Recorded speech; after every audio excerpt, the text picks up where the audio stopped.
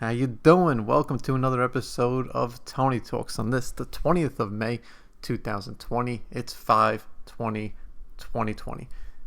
What a date. What a date and what an episode we got lined up for you with Heather La Mastro, a lifelong activist, humanitarian, and a recent visitor to Gaza, Palestine, where she was able to coordinate a pen pal program with students of hers in California, all the way back and forth to Gaza. Was able to connect kids from different cultures, different backgrounds, from America to Palestine. Really just an interesting tale, and she recounts it very, very deliberately here. So I hope you get a lot out of this. Hope you listen well, and I hope we're able to educate each other, and we're able to see, that just because we're born of different circumstances, maybe we're all not all that different, or maybe any differences we have can be overcome. Just because circumstances are different doesn't mean we have to be all that different as people. That's my story for you. That's the Tony Talks way. Okay. Tony Talks 8 on both Instagram and Twitter if you're not following already, and Tony Talks 8 podcast at gmail.com for all your email inquiries. And also, Heather talked about the Lajee Center. You can follow them on Instagram on Twitter at Lajee, LAJEECENTER. And actually, yeah, they are on Instagram as well. So follow them on both Twitter and Instagram. And all right, that's going to be it. Here comes the intro. Here comes the podcast. I'll talk to you next time. Brand new start of it in old New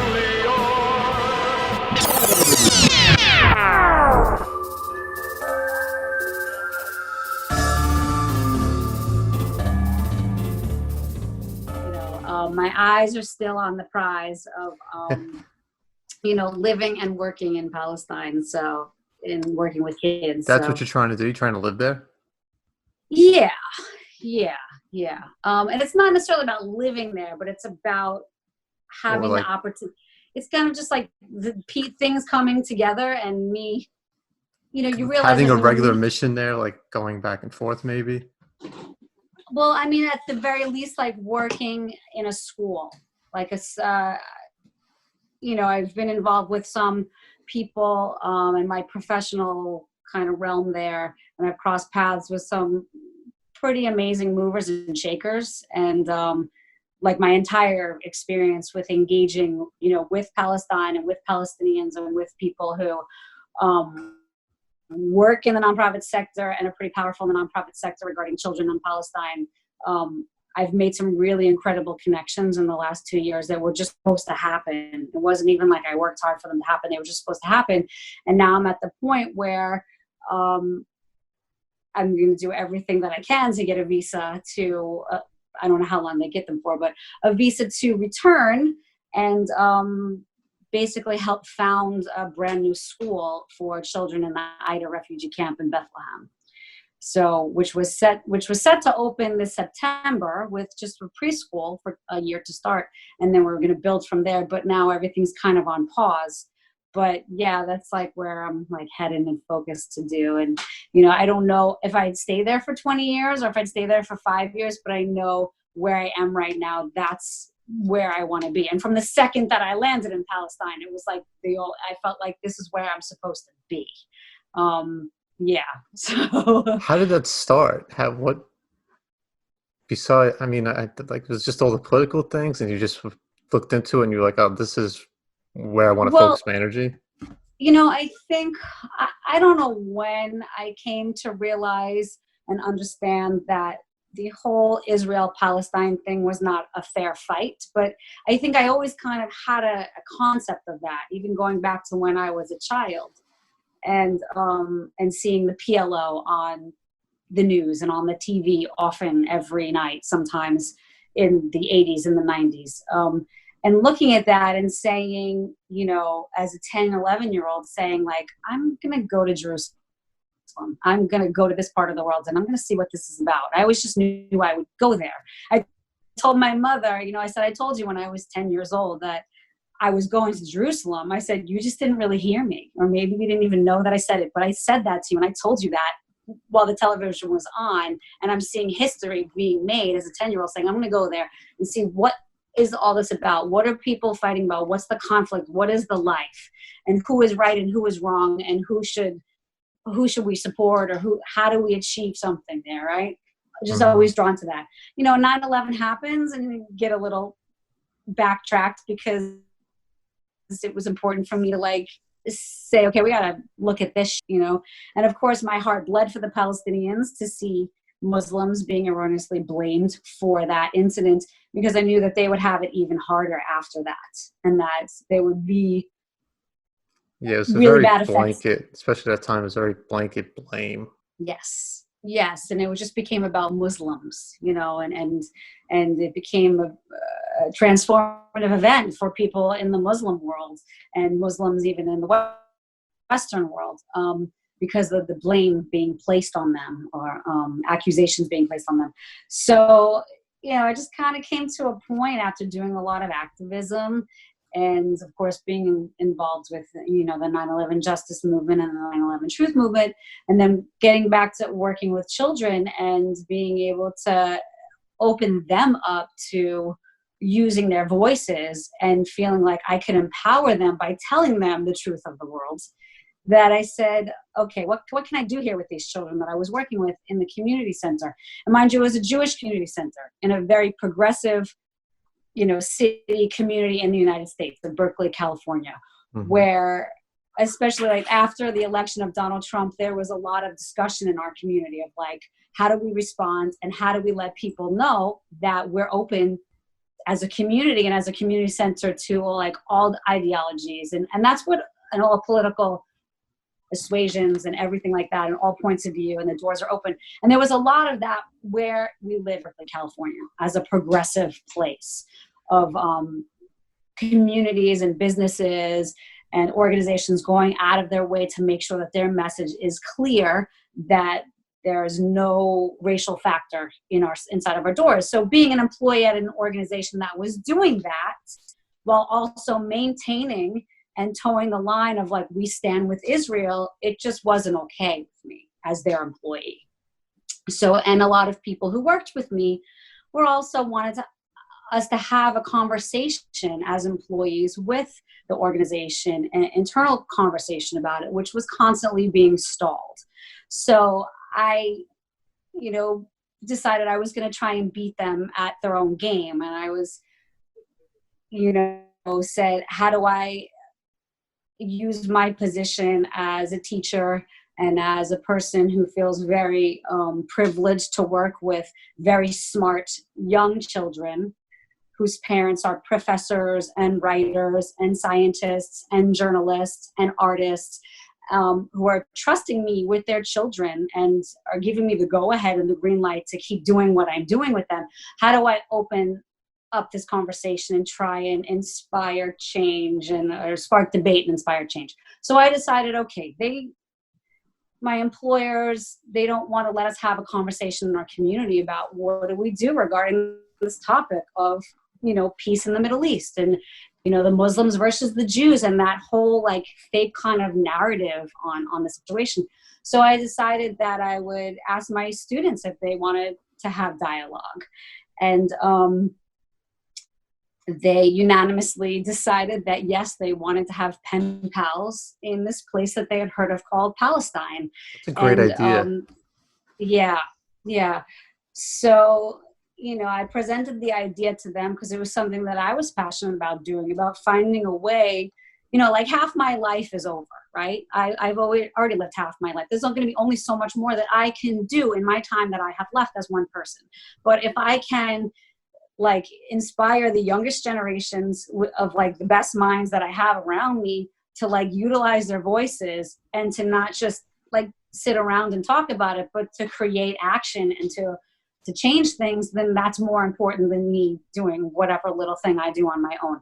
So I felt like, okay, I'm going to plant as many seeds in their brains as I can. And they were very interested just to write to children and to try and begin to build bonds with children that they knew from me lived in a very different reality that they did, and who were living through war and were living through a lot of difficult challenges. And they were like, yeah, we want to do this. Yeah, we want to do this. And it was a very It was a very eclectic group of children from all different cultural backgrounds and religious backgrounds, Muslim, Christian and Jew. Right. Yeah. Um, There you go. and yeah, It's and a nice so melting pot. yeah, yeah, and of a slightly higher socioeconomic class than most people in the United States. So children of privilege, and I felt like I wanted to seize that opportunity to plant that seed in them that like they had kind of a responsibility to give back as people, because as children they have more than a lot of other children. Were their parents Um, aware? oh no, I did this in the most stealthily manner as possible, because I had a goal and I was going to achieve that goal. And so I didn't tell anybody I was doing it, That's and the I presented. kids. Youth is not influenced, so it humanizes it more when it's a kid to a kid. There's no Exactly. bullshit. Exactly. And I felt like my employer for a while didn't necessarily really care about what I did, but they left me alone and they stayed out of my way. So I made sure I maintained that barrier and pretended like that was what I was continuing to go with, was that I've been given a lot of freedom to create the programs and the projects that I created with these children over the course of the years that I was there, and that I was just continuing to stroll along in that path, and I didn't see the need to ask for permission. And so by the time they, found out, of course they were nervous and wanted to know immediately what did I say and what had I told them about the situation. And I didn't know if a parent had called and complained and said, my child came home saying X, Y, and Z yesterday, and I really concerned and I would like to know more. And so I wasn't being accused of anything by a parent. And I realized it was the Zionist administration that had to answer to their board, and was very scared about what this teacher may have told very young children about the Israel-Palestine conflict. So I basically was like, well, if you're not accusing me of anything, I'm not admitting to anything, except to say that I share with them that these children face challenges and that they have the opportunity to engage in a dialogue and to make friends and to reach out to children across the Great Divide who live differently from them. And so this was it was in play, like they were just, it was in play when they came aware of it. And so they were willing to let it continue for the rest of the school year, for the continuing like 3 or 4 months. And and by the time basically April of the school year came about. So I started it in February of 2018. And by, May, I just said to myself, I have to go see these children. wow. Like I have to go and meet these children, and decided that I had to figure out how I was going to get there to do it. Let me just let my cat out because she's dying to go outside right now.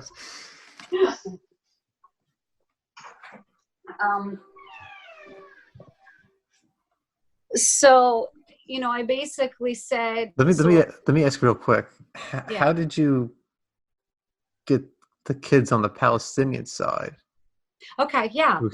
So basically, when I decided that I wanted to do a project like this, I just started blindly emailing people. Did a little bit of research. I was on a flight back from New York to Oakland, and I was like, I have, 6 hours where I'm not attached to any of the turmoil on this earth. What am I doing in the immediate when I get back with my students? What for the next 6 months? And I said, bing, you know what? I want them to try and bridge the gap across the Great Divide. And how do I do that? Okay, I want them to connect with Palestinian children. I think that some of my students are really poised to do amazing things in their life because of the privilege that they come from, the educated background that they come from, having very educated parents, and living in a very progressive community with, Berkeley, California is a city where like the schools are closed to celebrate Malcolm X's birthday. We celebrated Malcolm X Day in Berkeley, California on Monday.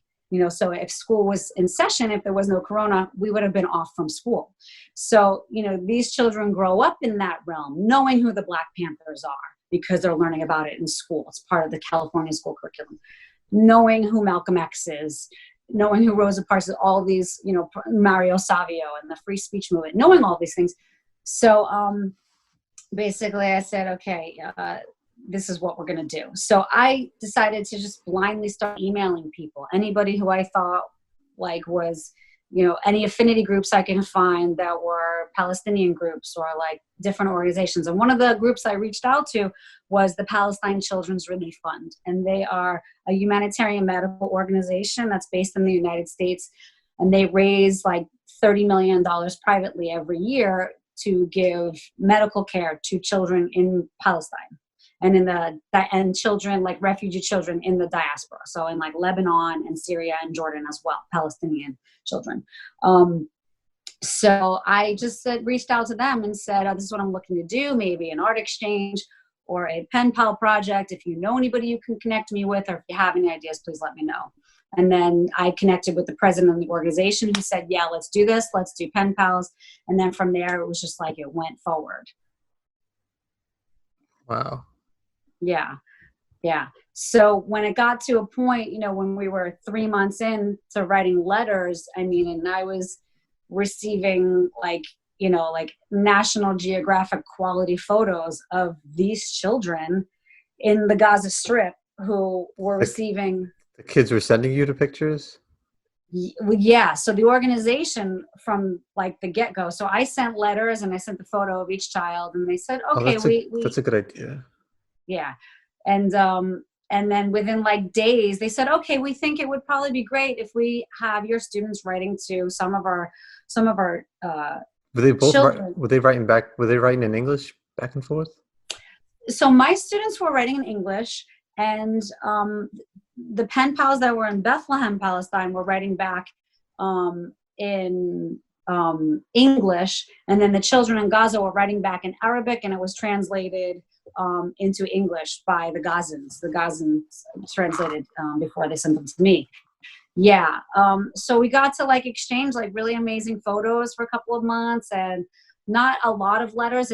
It's a lengthy process. I'm sure. It really is. Like the turnaround time between letters can be tricky, especially when you're dealing with people that are living basically in a war zone, and from one moment to the next they're not sure what their reality is going to be. So it can be slow turnaround on their end too. But yeah, that's how it started. And then I just hit a point where I said, I need to go to Gaza. And that was actually one of my goals for that calendar year, was I'm gonna go to Palestine this year, 2018. And I'm not just going to go to the West Bank territory of Palestine. Like, I'm going to Gaza because I've wanted to go to this part of the world my entire life. And I said, this is what I'm doing. And so it's just, there are people that have a very difficult time getting in there. The area is under a total and complete blockade from Israel. So meaning that Israel is in control of the flow of goods and the flow of people that go in and out of there. So really, at this point, now we're 11 years into a blockade. The only people, you have to have a reason to actually get into the Gaza Strip. This is what I was curious. This is what I was curious about, is how you actually went about all this logistics. So basically, I said to the Palestine Children's Relief Fund, I said to Steve Sosa, to be the president, I said, I need to go see these kids. And I need to be a human rights observer. I need to be here doing that. And he, we were having a long conversation about a few projects that we were thinking about. And so at the end of the email, he says, well, as far as like going to Gaza, it's not up to me. It's not up to us as an organization. At the end of the day, everything is up to Israel. And he just said, we will process, we'll sponsor you in, and we'll apply for the permit, and we'll see what Israel says. So, I basically got sponsorship from them. And I had to formally apply and include a resume, and they needed to produce a reason why I needed to be there. So my reason for being there was to work with these children, and was to, on paper, we kind of had a little bit of a cover for what I was going to be there for, but to give me an official reason. And then we waited, and within like about 45, 50 days, I got a response, which I was actually, to tell you the truth, very surprised that they were willing to let me in, because we applied when it was like the height of the right of return marches that were happening in Gaza, and the height of the violence was when my application was in. And I was pretty shocked when they approved it, because I would have thought that they wouldn't have wanted any Americans there that maybe they didn't deem necessary. Like I'm not a doctor, I'm not a nurse. So I was just going as a teacher to help work with the children, help set up on paper a tutoring program, on paper, but really to visit the children and interact with them and hear from them about what their life is like, and see what their life is like, and see what society is like there. And it was really, probably, it's definitely one of those like transformative experiences in life for me, to be in that. And one of the hardest things that I've traveled, I've had the luxury of traveling to, 13, 14 countries in my life. And of course, want to do more traveling and see more cultures and learn more things, and have been in the past very gripped by what I've seen in my journeys and my trips and my adventures. But going to Gaza and leaving was one of the hardest things I ever had to do, because of just how loving I found them to be as a people. And I had people say to me, some people, when they would hear, oh, you just came from Gaza, some people would say, weren't you scared? Especially like maybe some older Jewish people, like New York, older Jewish people. Weren't you scared? Weren't you scared? I was like, no, I wasn't. I was like, it was scary for me as a New Yorker, whose experience going through like the bullshit at JFK Airport in New York, like it was more traumatic going through David Ben Gurion Airport trying to leave the country than it ever was stepping foot into a war zone as the Gaza Strip. And, and it was definitely to me, what was scary about the whole experience of all of this, from, challenging Zionism and connecting children as a challenge to that Zionism. And then, and then actually going to kind of complete the connection and going and meeting the children on the other end. When I look back on all of it, the scariest of all of it for me was challenging Zionism, not going and meeting people that are described in the media as quote unquote terrorists who want jihad and all this stuff. And I found them to be the exact opposite of that. And I don't think I ever felt more loved and appreciated and protected and respected anywhere that I've ever traveled to than what I experienced in my time in the Gaza Strip. So the whole time you didn't feel like there was no fear the whole time that you were there? No. And 2 weeks prior to me actually going, like things got really crazy, about maybe a week and a half to 2 weeks prior to me getting on the plane, Israel dropped about, I think it was 6 or 8 bombs in Gaza City itself, and destroyed buildings, within like 5-block radius of the hotel that I was going to be staying at. And I still was not scared to be there. And a few days before I actually transferred in, they, had like a temporary ceasefire that Egypt was trying to help them negotiate. So the whole time that I was there, where they were like in ceasefire negotiations, so it was quiet when I was there. There were no aerial bombings or anything like that when I was there on the part of Israel. And then, 3 days after I left, they started bombing again. And I was literally, in a WhatsApp conversation with my translator and my documentarian that I was with, both young Gazan men, and telling them, I just got home to New York and I'm back and just wanted to let you know. And literally, I know that they're being bombed, but I don't want to say anything. I just am talking to them, and that gives me peace of mind knowing that they're okay. But being in a conversation with one of them, and he says, my God, my house just shook. I think we're at war, and I'm literally experiencing it in real time with him. And I can see on my cell phone in front of me that the IDF is tweeting that they're bombing them and showing where in real time. And I'm like, these are the people I was just with. These are the people I was just with 3 days ago. So I was safe. I was safe when I was there, but I knew that. How long were you there for? I wasn't there very long. I was in Palestine for a total of 2 weeks. I bought my ticket before I even knew if I was going to have permission to even enter into Gaza to visit these children. So I didn't. I bought my ticket for 2 weeks and said, we'll see what happens, and maybe I'll get approved the day I'm about to leave. Maybe they won't approve me at all. So I found out a week before I left that I was going to be granted access to Gaza, and I only stayed for a week. So how did you get into Gaza? So there's really there's 2 ways in. You can go in through Egypt, which is not very safe. It's apparently the Sinai Peninsula is very sketchy right there, just south of Israel, because the Egyptian government, they don't really regulate that part of their country that much. So it's a little scary and sketchy. And Hamas is in charge of that, like border crossing there.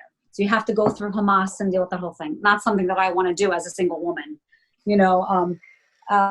So, you know, being that I was, you know, already made the connection with a humanitarian medical organization that operates both in the West Bank of Palestine and in the Gaza Strip, I was able to get in through like the northern part of Gaza that Israel controls, right? So I transferred in through there, and it's an interesting experience for sure, because you're essentially in the desert, and you were by yourself? I was by myself. Yeah, I was by myself. Yeah, and it's like it just looks like a small little airport terminal, small little building with like, you know, very thick bulletproof glass, floor to ceiling, like, you know, 20 foot of that, and you know, with booths that look like immigration booths, like when you go to another country, and floor to ceiling bulletproof glass. And not many people, because not many people cross through there or are given permission to cross through there. And you just go, you know, and I have all my documents, and they have to check me out and look at all my stuff and ask me why I'm going there, even though it clearly says on all my documents why I'm going there. So I traveled with a letter of invitation from the Palestine Children's Relief Fund with all my stuff, and a letter from the Palestine Ministry of Health from their lead doctor saying, you know, this is that I'm working with them, and they're inviting me in, and you know, they look at all of it, okay, and it takes a little while, and then you basically they're like, okay, yeah, go, and you get through all these turnstiles and come out, and I'm like, I don't know where I'm supposed to go and what I'm supposed to do, and it's just desert basically, and you know, and somebody's like, yeah, well, there'll be a taxi, don't worry. So when you went through everything with your papers and all your official documents on your, did you have a guide with you taking you through there? So, I mean, no, I mean, I was on my own for the first week I was there, and I went to Jerusalem, and I went to, you know, I went. Such an experience.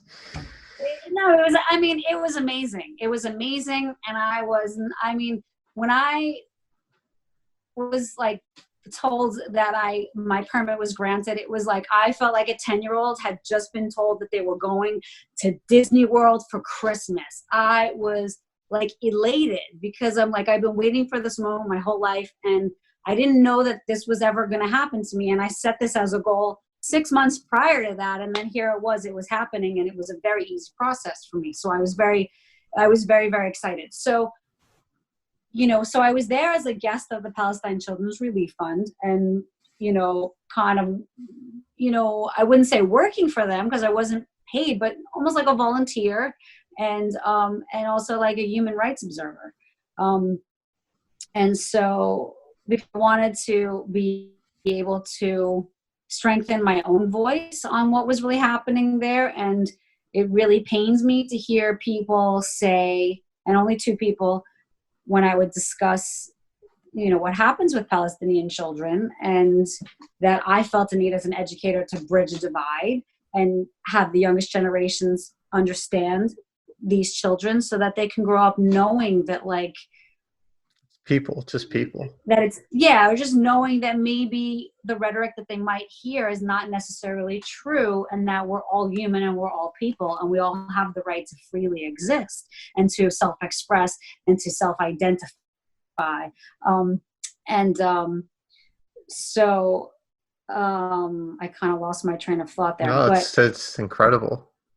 but so I was so I was there, as a guest of the Palestine Children's Relief Fund. So I mean, I was in their care the entire time, and they I have to say they treated me like royalty. Like even before I got there, and in planning everything, they set up a whole schedule of things for me to do while I was in Gaza, and I had different visits and different like places to go. And I had their documentarian was with me like every step that I took, and photographed everything, and photographed me meeting all the children and interacting with all of them. We also got some really funny videos of experiences we had, and then anything else that I wanted to do that I felt was important and necessary to see, I expressed that, and they said, okay, absolutely, we will. Yeah, this is where we're going to do all this. And whatever you need and whatever you want. So they treated me like royalty. They treated me like, I really felt like, Audrey Hepburn when she would go to Africa with UNICEF, in the 70s and the 80s and the 90s, and to work with children. That's how they treated me. And that's how I felt like I was embraced by the Gazan people and the people that I was there with, or working with. So I never felt alone. I never felt on my own. I was, protected and supported and, accompanied and all that kind of thing. Where did you stay? I stayed in the Marna House Hotel in Gaza City, about 3/4 of a mile inland from the Mediterranean Sea, in the heart of Gaza. So is it like a Hilton? Not quite. But it was a really beautiful experience because it was a really nice little private hotel. And it was, like a real key that went in the door, and it wasn't one of those. No, like, with 12 rooms and really nice service and like a full restaurant downstairs, and, felt very safe and was, fairly close to the sea. And it was nice. Believe it or not, there are actually, Gaza is a very interesting place, because even if you are the kind of person like me that was reading a lot about it and watching and looking and interested, you don't really get any idea of what it's like until you're there. I think most of us feel like, okay, everybody is dirt poor and they don't have access to anything, and it's like third world, or it's beyond third world. And in certain ways it is, but there is, a very upper echelon of society who are millionaires and have privilege and can send their children to very good schools there. But there are also some of the finest universities in the Middle East are located in Gaza, believe it or not. And Gaza has been a center for education in the Arab world for about 250 years. So they have incredible doctors there who are very well educated and very well trained, and like incredible thinkers and political minds and scientific minds, but they don't have hospitals to work at because they don't have like money, and they've been bombed and they've been destroyed and they have to rebuild. And so it's interesting to know, 90% of the population there lives well below the poverty line, but there is an economic social structure that is very, in certain ways, emulates like structures in other countries and in other places, where there is a very small, rich upper echelon, and there are bankers and there are business people, and then there's like a lot of poor, and mostly, and a lot of extremely poor. I had also the opportunity when I was there I told them I wanted to go to Jabalia, to go to the Jabalia refugee camp, which is located in the northern part of the Strip. And what is that? So the Jabalia refugee camp is there are, I think, I've forgotten. I think there's 8 refugee camps in Gaza, 7 or 8. I'm not happy to say that I've forgotten that. The listeners will know that. The listeners will forgive you. But so Jabalia is a refugee camp in the northern part of the Gaza Strip that I felt very compelled to go there because of hearing Edward Said's daughter, Edward Said being, the the Palestinian American scholar, referred to the Jabalia refugee camp as looking like a concentration camp, and lamenting to his daughter that when they were driving past it, when he returned to Palestine after 40 years, saying, look, the Jabalia refugee camp, if you didn't know any better, you'd think it was a concentration camp. So after reading her, said that's what her father said when they passed it, I said, I need to go to Jabalia. And of course they said, yes, we'll take you to Jabalia. So Jabalia is it's a refugee camp that's 1 square mile inside the city of Jabalia. And it is arguably the most populated 1 square mile on the planet Earth, with 114,000 residents. Wow. Living. Holy yes. shit. Yes. Yes. And part of Jabalia has been destroyed by airstrikes. So there's part of the camp that is unlivable, that is just lying in ruins. So, and I have to say I had one of the most amazing experiences there that I think about all the time. And I didn't know what I was going to see. I really had no idea what I was going to see before going there. And I mentally prepared myself for what I was possibly going to see. And I told myself that I might be really visibly shaken by what I was going to see. And I was very pleasantly surprised in a way. And I only spent a few hours there. But, we got out of the car. It was myself and my translator was there. Myself and the documentarian, a 26-year-old Palestinian, Gazan documentarian, and his friend who, lived in the area. And they said, yeah, okay, we'll take you to Jabalia. And we get out of the car, Anthony, and people are all coming up, and he's laughing. And I said, what are you laughing at? And he says, Heather, you're the main attraction. And I was like, what is that? Look, everybody's coming out. And with instantly, almost like in an instant, getting out of the car, it was like, oh, look at this lady, there's foreigners here. People don't really get to go visit them. People don't flow in and out of this part of the world. So, wow, that is, wow. That must have been surreal. It was amazing. And immediately, was, went to go sit in someone's house and just kind of see what inside one of their quote unquote houses looks like in this refugee camp, and what their plumbing and their lighting system looks like, and spend a few minutes there with them. And it was very interesting, because here we are sitting in this very humble home on plastic chairs in a living room, and asking them questions, and I realized that there's children at the front door, sitting, listening, waiting. And I'm like, I don't know what's happening. And spend a few minutes there, and I kind of continue along on this path in these little alleys in this populated part of the world.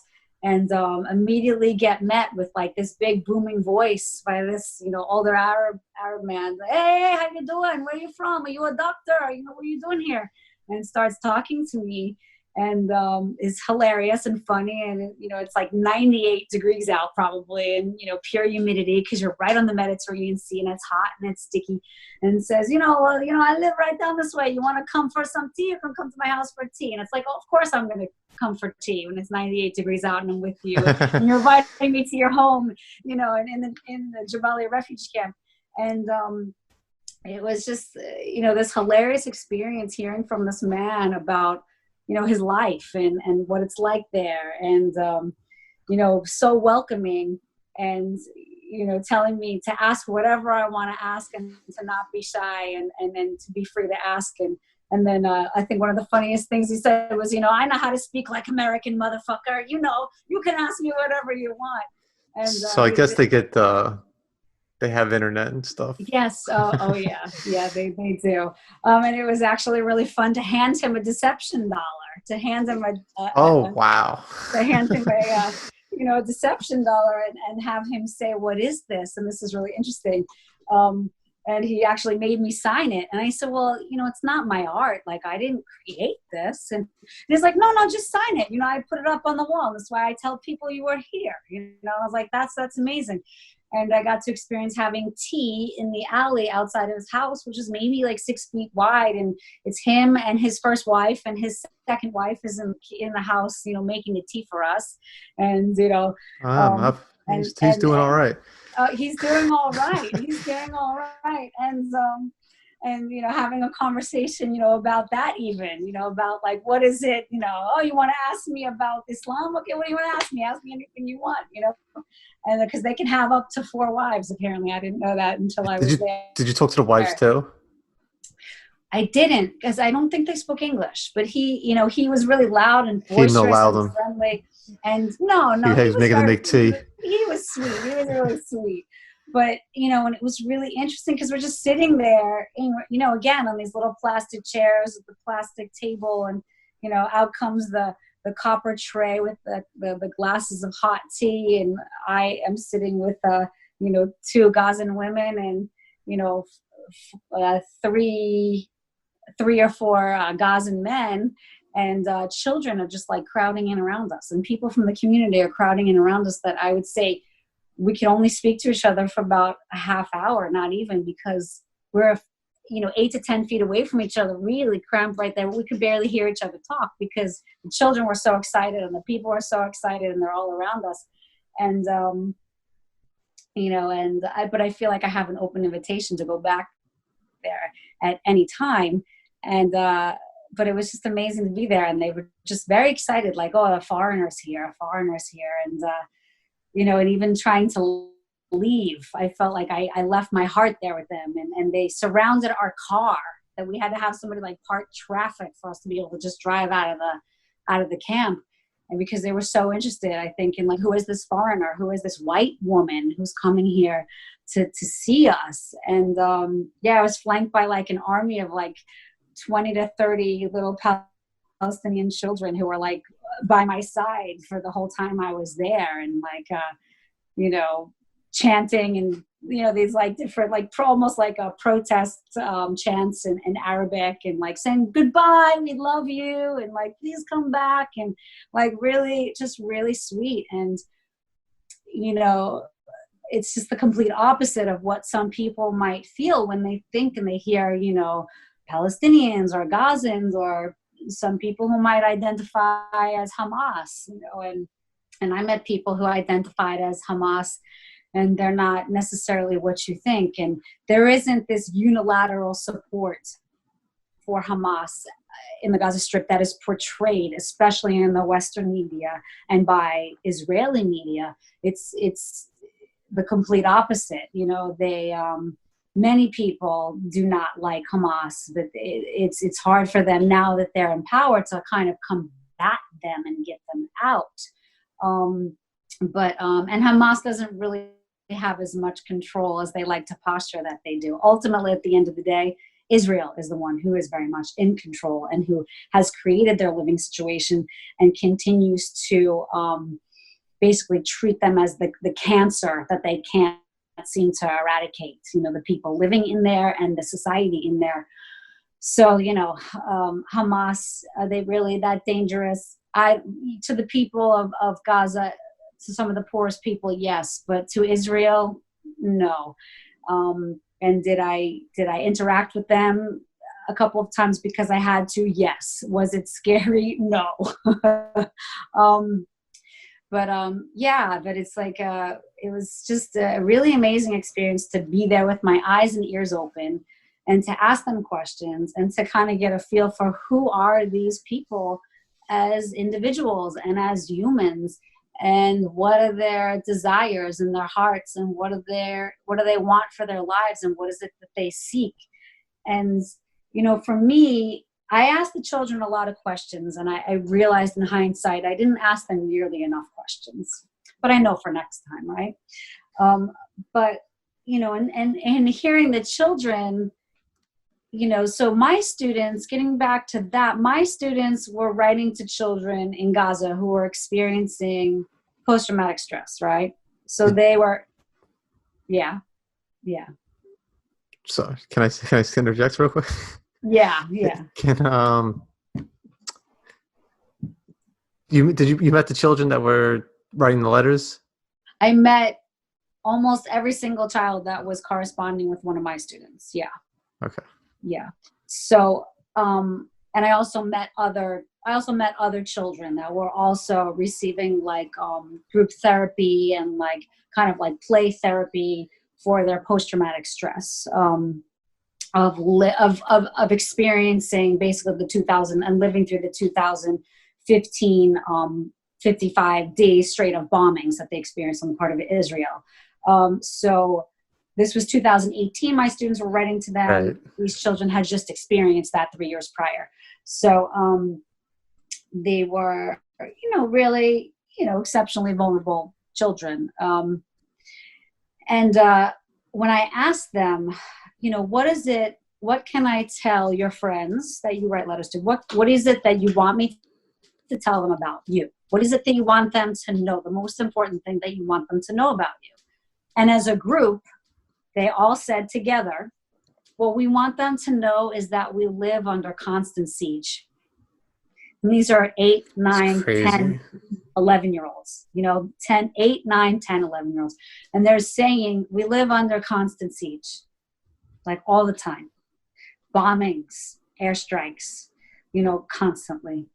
And the second thing that they wanted them to know is that as children, they have no place to play. And they said, we don't have many parks to go to. And then their social worker, and who was there with me, a few of them were there with me, said, these children spend a lot of time at home. When they're not in school, they're spending a lot of time at home because they don't have areas for recreation in where they live. There's not a lot of open green spaces in Gaza that are safe or that are still functioning. There is an organization that I know of, and I know people who work with Palestinians who build playgrounds for children in Palestine, and who have built playgrounds in Gaza and on the West Bank. And there are people that are doing that work, but not all children have access to that depending upon where they live in the strip. So these children wanted, their friends in California and the US to know, like, we don't get to be average kids, and we don't have parks or soccer fields, and like soccer is huge in the Arab world, and how many children, like in America, boys especially, grow up thinking, I'm going to play I'm going to play basketball, I'm going to play football, I'm going to play baseball. It's no different, in Europe with soccer, or in the Arab world with soccer. Right. And these children love soccer. They don't have soccer fields really to go play in that much, or parks. So that was, really powerful to hear these children say that, because when I think of, like, when it comes down to people having ideological discussions about what's wrong and right politically, I draw the line at, if it harms children, it's wrong. That's where I draw the line. If it harms children, then adults need to be empathetic, responsible, free-floating entities on this earth and say, okay, that's where we should draw the line. It's not okay. It's probably very fair. Yeah, and when you have, the area of the Gaza Strip is 135 square miles. That's roughly the same size as like the Las Vegas area, right? We're talking about a small area of land, and so you have 75 to 80% of that population being under the age of 18. So most of the population of this part of the world are children. Wow, really? They're children, yeah. They're all under 75% under 18? 75 to 80% of the population of the Gaza Strip, I'll say it again, is under the age of 18. Wow, that's crazy.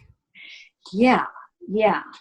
So, when you think about what's wrong and what's right, I say, well, it's not right and it's not fair for this to be done to children who, all that's happened to them in their life is that this is where they were born.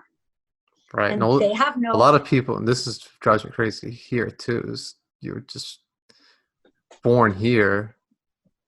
You're lucky, Yeah.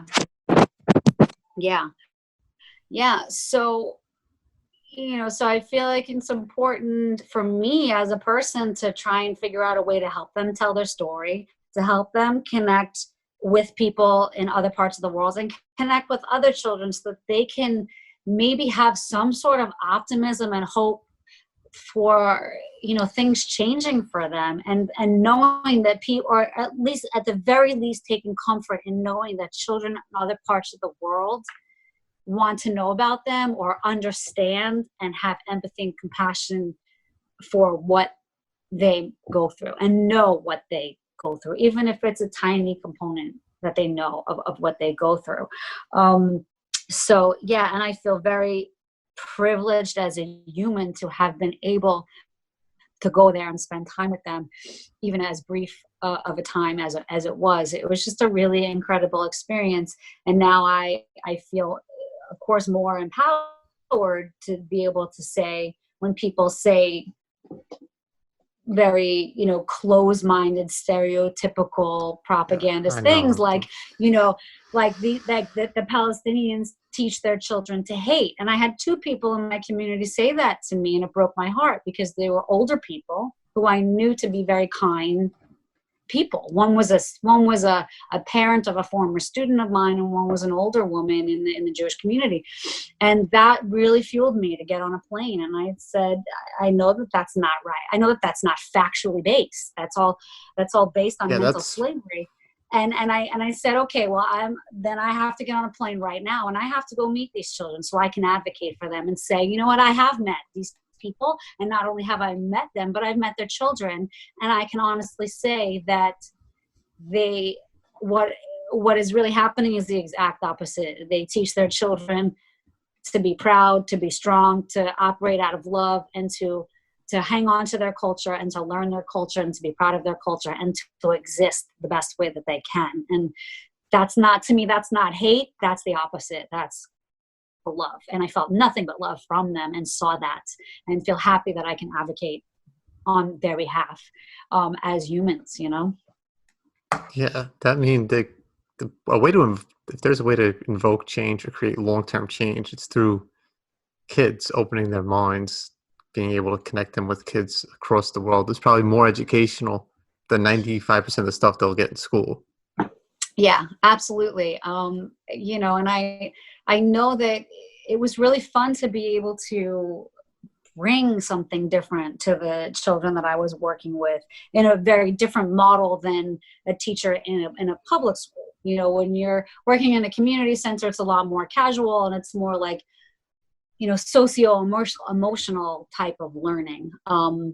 And so it was an amazing opportunity that I had to just interact with smart children that wanted to learn more and wanted to see things differently, and that I was able to bring my passions to, and the things that I was interested in, and to have the support of their parents, because sure, the Zionists that ran the organization that I was working for, like I said, did a great job of posturing that they're open, and it's okay, they weren't, but I have to say the community at large was very receptive and very open to it. And the parents, I had one parent say to me, she's like, "Who are you?" And I was like, I felt like saying Wonder Woman, and I was like, wait till you see all this whole presentation. But so it was, great to have that kind of support, and it definitely impacted me. It impacted the parents of the children that were involved, and on both ends, the children in Gaza, their parents, the parents of my students, my children, and me, and it was all around just the project that everybody involved really, I think just benefited from and felt good about, that we're getting children together and bridging that divide. So there's nothing you would change about the experience?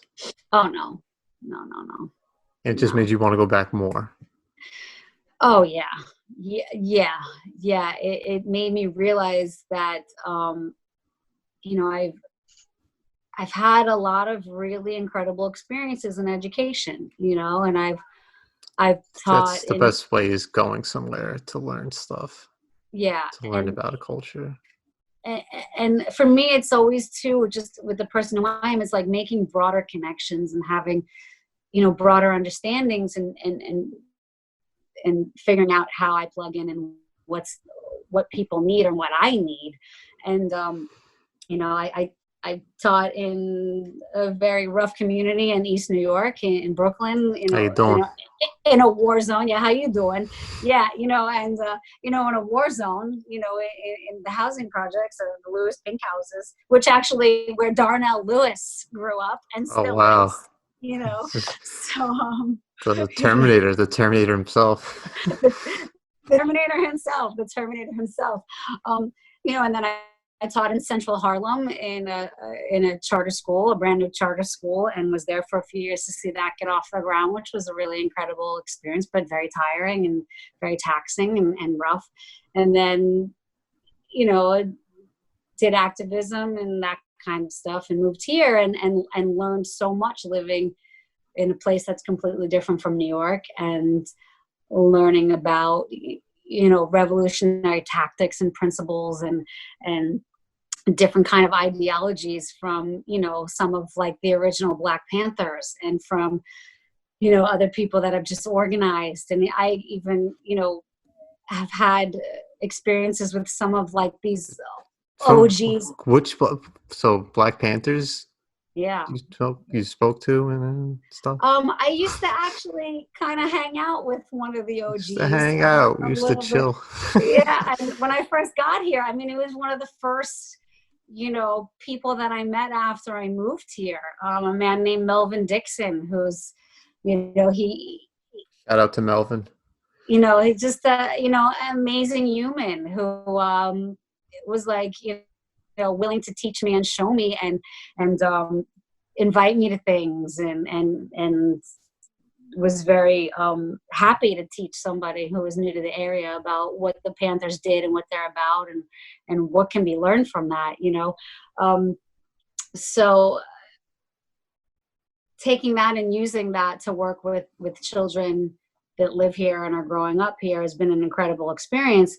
But I'm happy to have had that part of my resume. And it's like, I feel now like the natural progression for me is to take everything that I've learned as a New Yorker who was born and raised in New York, who was awake at a very young age, in the early 90s, who then went into education and worked in some of the hardest, toughest communities in New York City.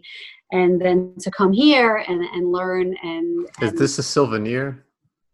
Your necklace? This it's not really a souvenir, but it was kind of my way of always carrying Palestine with me. So this says Palestine, which means Palestine in Arabic.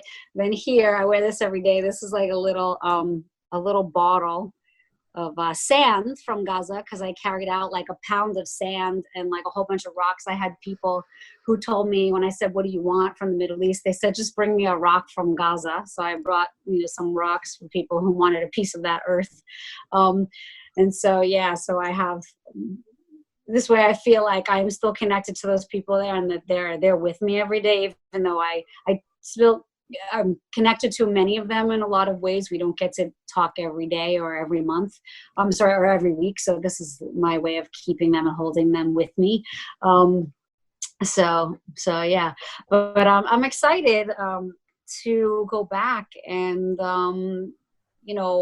work and have an opportunity to be one of the founding teachers at a brand new school that's being built by That's crazy. Just people that are want to be able to provide better opportunities for Palestinian refugee children. And so hopefully, if everything goes right, in another year from now, I will be in Bethlehem, Palestine, the birthplace of Jesus, if you believe in that, working with children in the Ida refugee camp, which is also regarded now as the most tear-gassed place on earth. I read that somewhere. Did you write that? Probably. In your email? Probably, yeah. Okay. Yeah. And so, and I'm really looking forward to having that ability to work in that community with those people. And, I was with them for a month this summer. And, again, a really amazing community of amazing people who live under very harsh conditions and like just love and support each other in a way that you wouldn't see in other places. And I'm looking forward to becoming a more integrated part of that community in the way that I know that I can bring something, and that is as a teacher and as, you know, creative person, and as someone who can work with kids to help them use their voices more. Yeah, so, you know, we'll see what happens. Who knows what's going to happen with this pandemic situation, but if all goes well, that's where I'll be in about a year or so. Just make sure you stay 6 feet away from everybody while you're there. Of course. You know, they have some of the lowest infection rates in Palestine. That's because they're not testing. They're not testing like the U.S. because we have the best testing Yeah, that in might the be world. part of it. But No, I'm just kidding. I'm just trying to do a Donald Trump thing. But you know, actually, I mean, that's part of it probably, right? But I mean, they were smart. They stopped going out of the house long before Americans or Europeans did. They were wise, and they locked down their society long before most other countries did. So yeah. Is there anything that you want to promote, or besides? I'm trying to think. Yeah, you know, Peace. there is.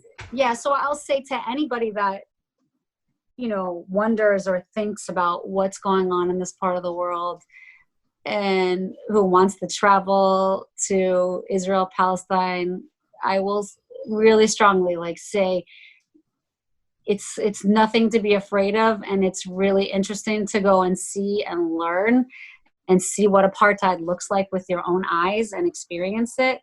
Because it definitely gives you an appreciation for what you have, even though we don't have. I would like to do that. Yeah, well, you're welcome to come. We'll have to do a podcast over there. I'll do it with one of the Palestinians. Oh my God, yeah, absolutely, absolutely. But I invite anybody and everybody to come to the Ida refugee camp in Bethlehem, Palestine, and work with a community center that is in the camp called the Ligi Center, and it was founded by, you know, people who grew up in the camp and wanted to create opportunities for youth that they didn't have as refugee children living in this community. And it's a pretty incredible place, and they've managed to do a lot, and this is their 20th year, and they have managed to do a lot to change their community, and they host internationals from all over the world who come and work with them or want to just learn or want to see their community. And it's a really incredible place, and so I highly recommend that people you know, if they're interested, take a look at Lagi Center Lagi.ps, so it's LAJEE.PS for Palestine, and check out, you know, some of their work that's available on their website. And there's also, they have a YouTube channel that has a couple of really amazing short films about what life is like as a child in Palestine. And yeah, and it's a really open community, and they're very receptive to people coming and standing with them and learning with them and working with their youth and making friends with them and building connections. Yeah. What a story. That was unbelievable. I felt like I was, not that I was there, but I was able to visualize a lot of it. Yeah. So thanks so much for sharing it and coming on. And yeah, anytime. I mean, I had somebody say to me recently, you know, they said, Heather, you should teach a class. Like, you just have, I mean, the little bit that I've spoken about with you in this conversation is like one tiny little percent of like my breadth of knowledge and experience just on 2 trips to Palestine. And, you know, it's for me been very eye-opening, but also very like gratifying. And when you kind of come to understand the struggle of somebody else, it helps you to understand yourself even more and kind of stop complaining. What? Stop complaining. Just talking to people. I'm still a New Yorker who complains. Don't worry. Not you. I'm saying to everybody listening. Yeah. So stop here. You don't have it that like. Count your blessings. Yeah, exactly. We don't have and help others. Yeah, exactly. You know, if your neighbor needs a can of gas, give them a can of gas. You know, your neighbor needs a cup of sugar, give them a cup of sugar. Like if that's all you can do it. But if you can do more, then do more. But just like connecting with other people and doing our best to help each other out and to make this crazy thing called like human existence easier to deal with. You know, I think everybody should be involved in that kind of thing in their life. Amen. Perfect. Amen. Wow. Amen. Amen. Amen. That's a good note for us to say goodbye to the listeners. Yeah. Yeah. I would love to trail off with this, which is a quote from a really amazing piece of poetry by the legendary poet Lawrence Ferlinghetti, who is 100 years old and still owns his bookstore in San Francisco, California. And he wrote an incredible piece of poetry called Poetry as Insurgent Art. And there's a couple of lines that are just amazing, but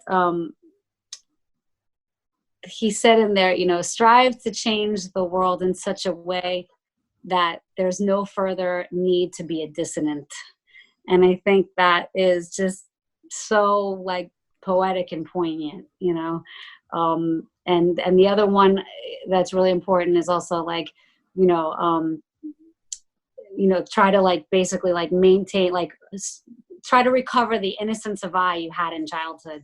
You know, so if you can remember what it was like to be an innocent child, that kind of helps you guide where maybe you should be going and the kind of work that you should be doing, you know, maybe. I have an alternate version of that Okay. first one. Be a dissonant today, so we don't need them tomorrow. Exactly. Well said. Brand new start of it.